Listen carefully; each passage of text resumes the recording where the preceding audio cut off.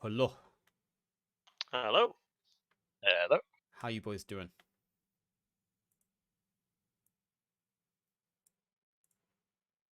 Can you hear me? Yep. Yeah. Great. Then please can you introduce yourselves for me, please? I'll go first. Oh, My I name is don't care Dylan about that, Epic. Carl. I'm one of the officers of 40 to 1 and the second in command for the Rusty 40. My name is Wafflecop. I'm part of the clan Rusty in Places, and I was in a tank today.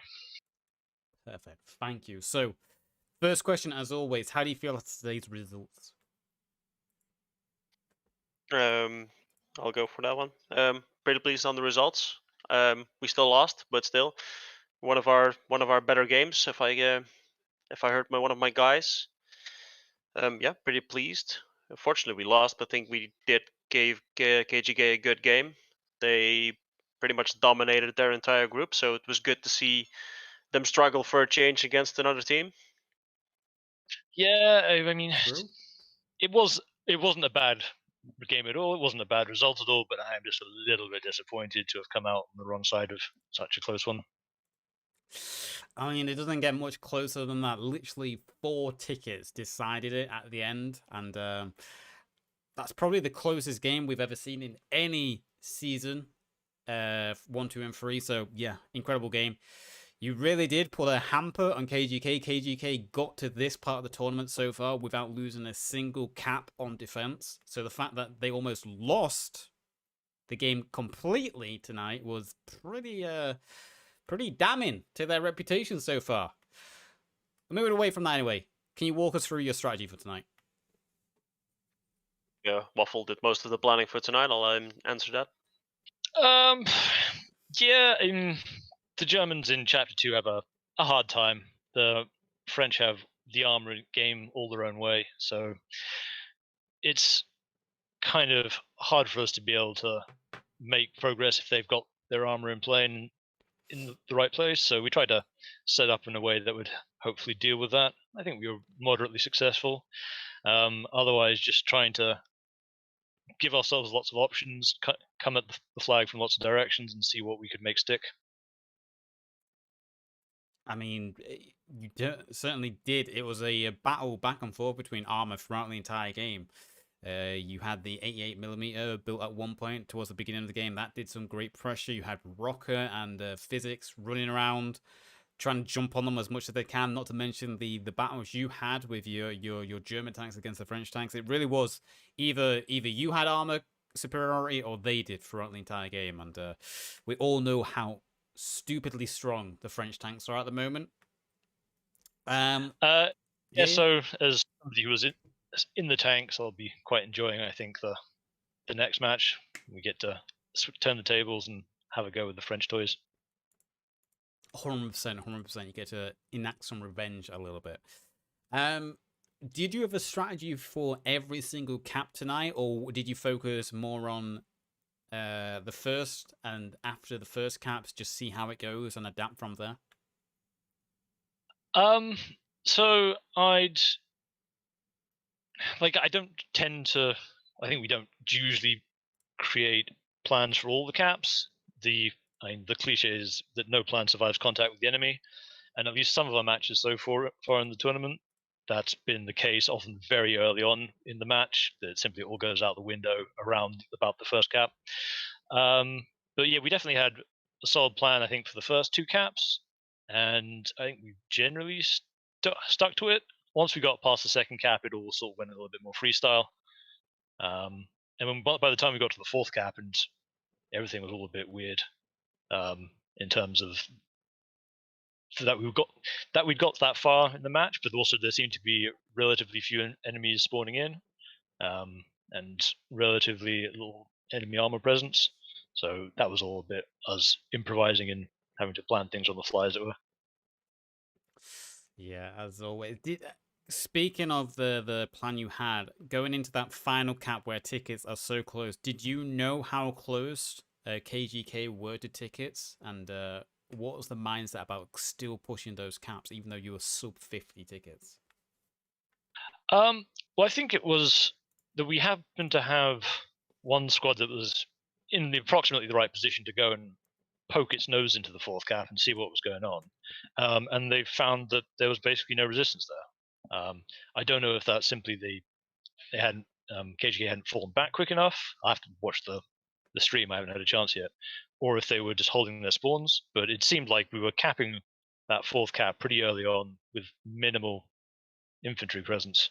So we threw a few more infantry in there. We knew that if we cap the point, that makes it a little bit easier for us in the return game to get the win in the round overall. So we thought, as it was quite easy, as it seemed to be there for the taking, we might as well risk it. Maybe a little bit of mind games being played there, because I can remember in chat, KGK were ordered not to give up, and you guys were taking the cap. So maybe a little bit of mind games setting in towards the end there, where they're thinking, how are these guys still pushing caps? Aren't they low on tickets where we're, almost done? So, yeah, perhaps. I mean, I think the fact that they weren't, I wouldn't have to check exactly where the tickets were at that point, but the fact that they weren't spawning in was why there was so little resistance, I imagine, around the fourth cap. And so once we had a few infantry in there and they started capping already, we might as well throw a few more in, just finish the deal off. Mm-hmm. And something that was effective throughout the entirety of the game was your 4-man mortar crew. What was the plan there? Mortars are not terribly, like from a strategic match planning point of view, the terribly complex aspect of things. You drop explosives on their heads from a long way away. We just knew that the first two caps would probably be quite good pickings for mortars. Like they're open, there's not that much cover, so we just thought we'd use the mortars a lot there. Later on, the caps aren't so mortar friendly, as it were. But early on, we knew that they'd be able to get a lot of play, or potentially, even if they're not getting quite so many kills, it's the ability to use the smoke to help pushes or to kind of deny the enemy chance to reinforce would be. They're very flexible tools, so it's nice to have them available, particularly when those kind of caps. And I didn't get to have a look at the kill boards at the end, but I imagine they were quite high on kills. Those mortars were quite effective throughout the entirety of the game. Something that wasn't quite effective was your commander tonight. And I'm glad the server rules have team kills banned. So the liberal use of artillery, was that something that went into the plan as well? Yeah, maybe. I mean, the French commanders, they have, and the German commanders, the commanders in Chapter 2, they get much quicker reload times for the artillery, so it does mean you can splash them around a lot more if need to be. How many team kills did you get overall? I know you got me once, and you got at least one other guy. I don't know what the numbers were in the end. It definitely in double figures. At one point, he wiped out an entire squad. So nice. I'll have to check the replay back and see. I'll be able to see the team kill log sort of pop up on the screen. So yeah. Yeah, it was. Overall, I think JT had a decent game. He was really helpful in capping some of those points where we were getting a little bit low on time. Just getting him into the flag helps move the cap along a little bit. So yeah, no, I think he had a decent game. I have to see exactly how many team kills he got, but overall, I think he was right. Quite a lot, but he wasn't the only one either. The other commander also, a lot of friendly fire happened this game, but it happens. It happens. Tanks tonight then. Just a touch on tanks. What was your tanks plan of action tonight? Really, so I wasn't doing the commanding. I was SLing the tank squad, and it was really just to see what we can get done. Like it's so hard for the German tanks in the Chapter 2 maps to do very much, and if French tanks are in the area, like there's so little you can actually achieve. So it was really just a case of seeing what we could reasonably do. Particularly early on, when we had the armor advantage, before their tanks turned up, we tried to support the infantry. Later on, we switched to 2-2-2, tried to sort of run around, be annoying, jump in and help the infantry when we could, but otherwise just kind of run around the flanks, catch stuff out, and be a nuisance. But really, the key was just to be flexible and do what we could. I think that summarized everything pretty well. Then, Dylan, do you have anything to add about your overall strategy tonight? I was infantry selling for this one for change, and I like the plan. I think for the first cap, we had a pretty strong start. For the second cap, we did maybe a bit more well, a bit disorganized at first, and then when we took it, I think everything steamrolled from there. We took the third, we took the fourth, which surprised me, to be honest. Just was just a good game all around. I think we did when we got that third cap. I think then it's really synced in that we were doing pretty good. When we got the call out that some of the guys didn't gave up on KGK's side. With our own tickets as well, I think that's going to be a pretty close one. I wasn't even sure about that at that point. I did like the that all the teams did the blast in all chat. KGK are good guys. It was just good fun all around, and yeah, thanks for the good game.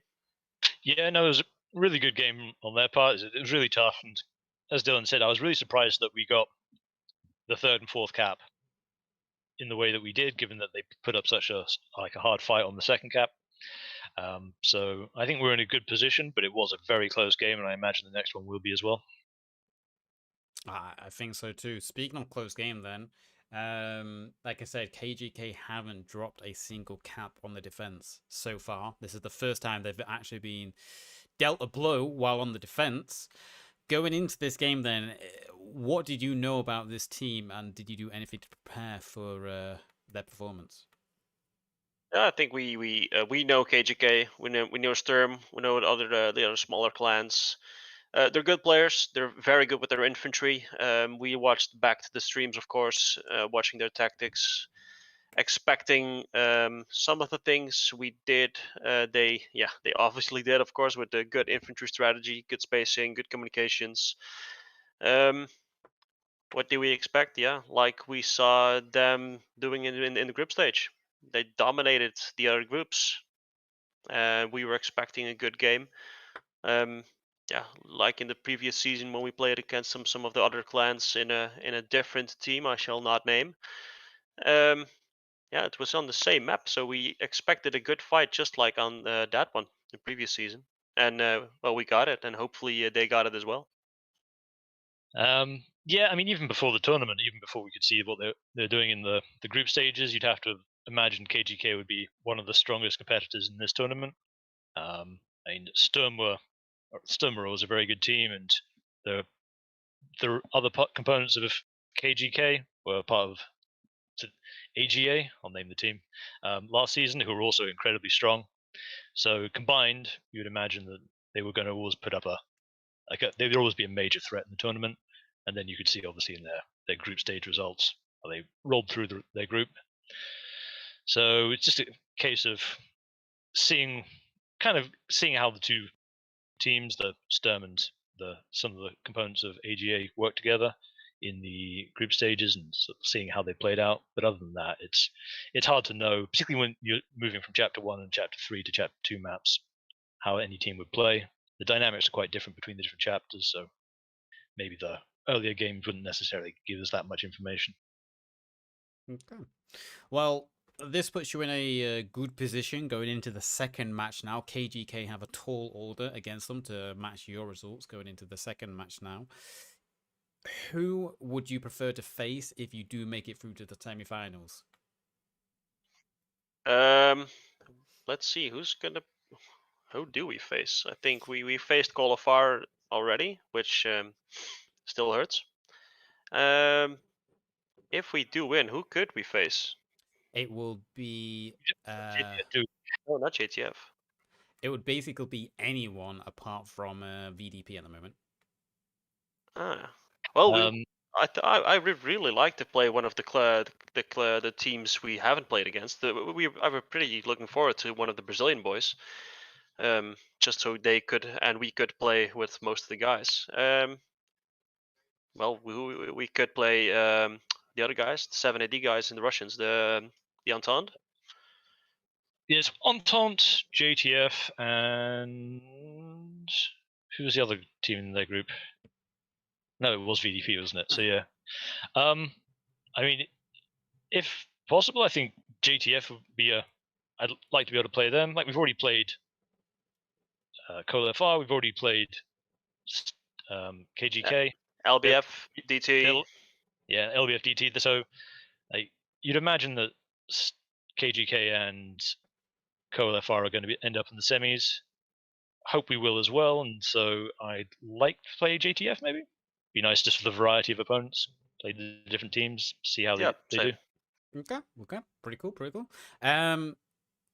Well, based on your team's performance tonight, then, is there anything you feel like you need to work on going into the next games?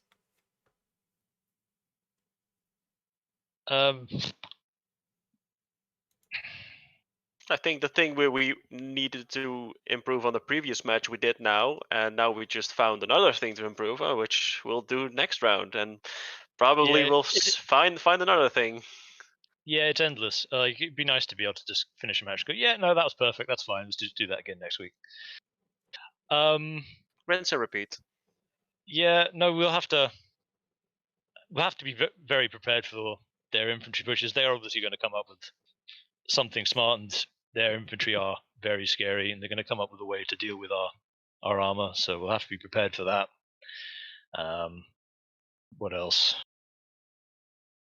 Yeah, they're very sneaky. They've got very good kind of map presence and movement. So we'll have to have eyes on the back of our head, stop them from getting around to the parts of the map we don't want them. So that'll probably be a big part of it. Okay. Fair enough. Then my next question from you guys is, who tonight went above and beyond? Who would you nominate as MVP? Only 5? Only 5 in that instance, man. There's more. It adds up. If Waffle agrees, think that maybe the 41 snipers, I think they both had amazing kills. I think one of our main guys, Rhubarb, I think got 50 kills and only 60, 70 wounds. And the Derby Jack, our second sniper, got 45-ish. So yeah, that makes almost up 100 kills just by those two guys. So I would nominate the 41 snipers. Yeah, I might have to respectfully disagree. Not because the 41 or Waffle's snipers, patience, of course. Not because the 41 snipers didn't put in a massive game as they always do. I mean, they're always a menace. But they get the plaudits often because of they do manage to rack up so many kills on a regular basis. For me, I think it would have to be 41's Alex. For getting a massive 29 revives. Fuck the snipers. Fuck Rhubarb and Derby Jack. Alex, definitely. Forgot about that one. Yeah, nice. Awesome medic this round. Yeah, Alex got 29 revives, like 840 heal points, and like so. For me, that would have to be him. Oh, definitely. Yeah, he went beyond. Yes, definitely. Yeah, particularly in such a close game, like the medics can really make a difference. So he was above and beyond like far and away our best medic. So I think it's got to be him for me. Medics don't get mentioned often, so yeah, that's no, they don't. The snipers they get. Yep. Like, no. I stand corrected. Yep, definitely Alex. Yep. Yeah, the snipers get all the attention, so yeah, I have to give it to a medic this time. No one likes them anyway. Yep. No, nobody likes them. All right, then. That was my last question. Is there anything you guys want to add here, just at the end? Oh, yeah, one major thing. So the big brown tank they had at the beginning, that's the Samoa. The blue one's the Hotchkiss.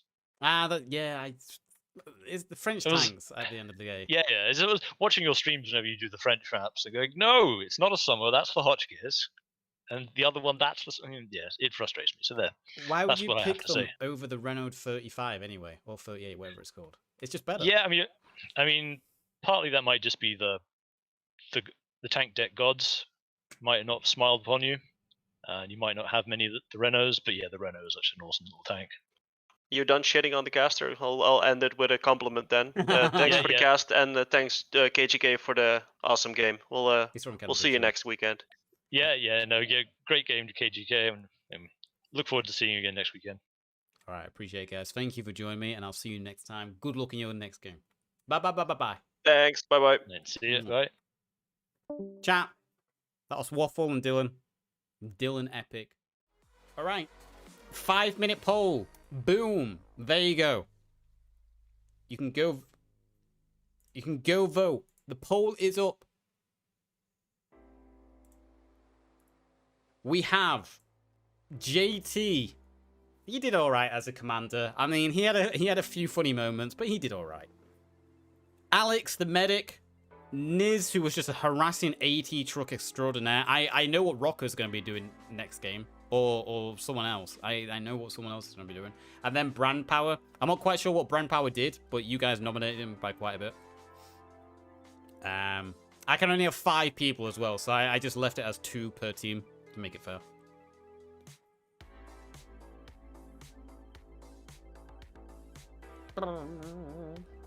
Alex is from 2001. You know what, JT? I'm going to give you a vote. Like, just for getting stuck under your car, man. Like, the fact that I saw you like a turtle on his back in the middle of the battle, man. And a turtle on his back.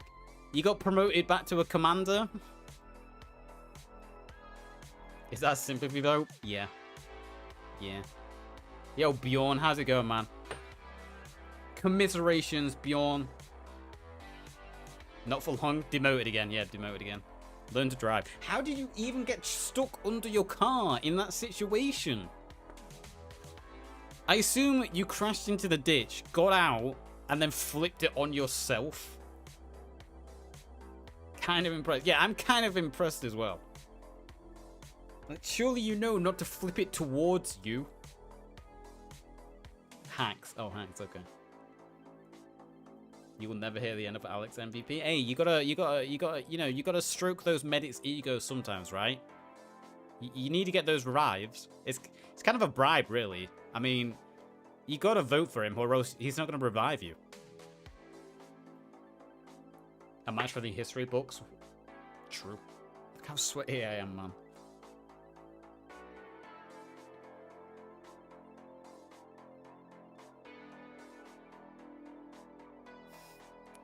Learn to love the plastic wolf. Okay. But yeah, that was a great game, man. That was a great game. I wasn't expecting it to be that close. I mean, you never do. It literally came down to 4 kills. It could have been 1 vehicle either side. Imagine if Rocker didn't blow up that German MSP truck. You would have won. Just think about that. If Rocker didn't team kill that logistics truck, sorry, you could have won. At the end of the day, you got to blame Rocker. At the end, like, that's 10 tickets. Killing that friendly logistics truck, GG, man. I lost the game. Commander stuck in his truck, legendary team kills. Yeah, that was a lot of team kills. I'm glad. I assume the allowed team kill limit is off because I think both commanders would have been banned. There was a lot of team kills from both sides. A lot of artillery. To be fair, every game is filled with 1,000 what ifs. True. I mean, when we look at the it was VDP game and who did they play against again? VDP LBF. VDP versus LBF. LBF won their attack simply because one squad leader got into a good position and that snowballed into a massive attack. It literally one guy snowballed it. All it takes is the actions of one and boom. Snowball, butterfly effect. Good movie. If JT didn't artillery on the point where we were capping, we would have won. True. If JT didn't artillery onto the second cap, wiping out a squad on his own team, you would have took the cap faster as well. Just think about it. Then you would have taken the 3rd cap faster. He blew up my truck. I asked him. He said no, that lion. He blew it up. Literally caught in 4K, man. We caught Rocker blowing up your truck. Literally caught in 4K. Don't add to it. It was a good game though. Both sides did excellent. It was such a close game.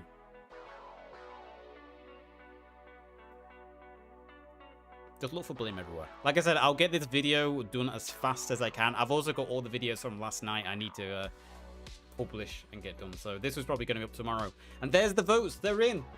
First place. 65% of the votes. Alex, medic from R40. Second place, 17% of the votes. Niz, 80 truck driver. Ran Power in 3rd place with 13% and JT Infantry 4%. GG. GG, Alex. I'll be lucky to play the next game if I keep giving JT a hard time, so better stop. It's fine, he got demoted. He's not commander anymore. It's fine. It's fine. But yeah, GG Alex, MVP. To close this out for YouTube, if you've just watched this on YouTube, remember to like, subscribe, and I'll see you next time. Bye bye, YouTube.